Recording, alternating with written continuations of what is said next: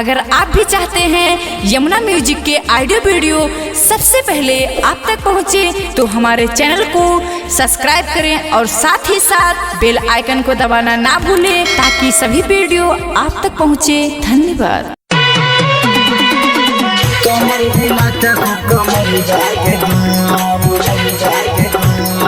क्या नाम है आपका? आलोक माँ वैष्णो रिकॉर्डिंग स्टूडियो दिल्ली।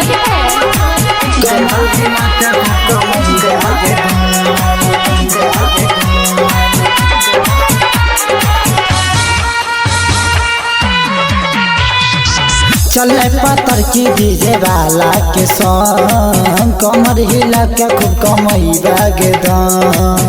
करल जवानी में नहीं करी है शरम, होठ के लाली तोड़ा किन के देबो हम। चले पत्थर की डीजे वाला के संग, कमर हिला के खूब कमई बागेदान।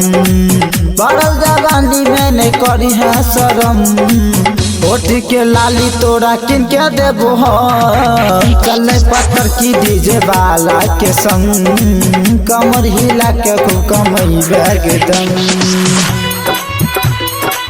कमर हिला के खूब कमई बागेदान।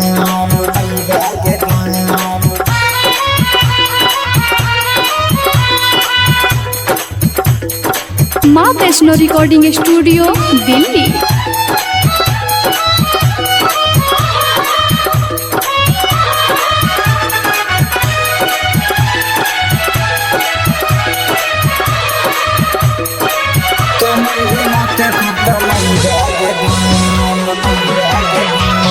ऑर्केस्ट्रा में जाके छौदी हमरा क्या भूल जेबे, नैका नैका चौड़ा सबके दिल में आग लगेबे।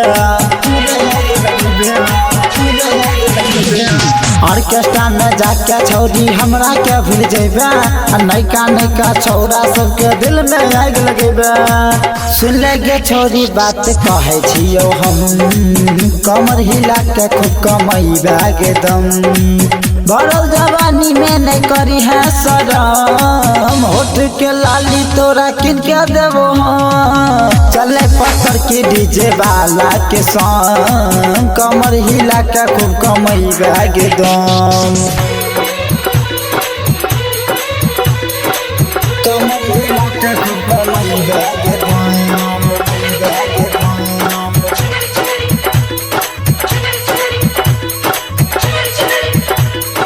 माँ वैष्णो रिकॉर्डिंग स्टूडियो दिल्ली।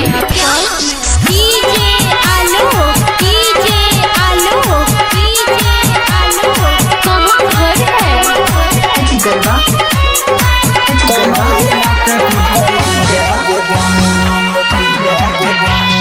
नवीन नजरिया क्या गाना जब बजे तो डीजे पर, तोरा जैसन छोड़ी के चोली फट जेते स्टेज पर।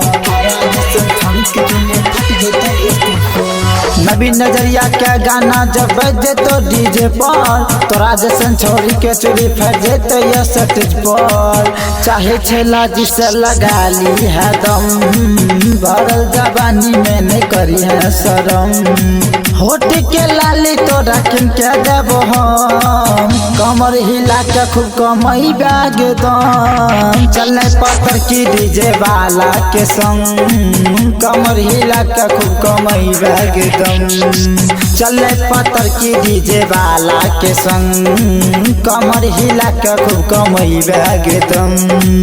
भरल जवानी में नहीं करी है शरम, होठ के लाली तोरा किन के देबो हम। चले पत्थर की डीजे वाला के संग, कमर हिला के खूब कमई बागेदान।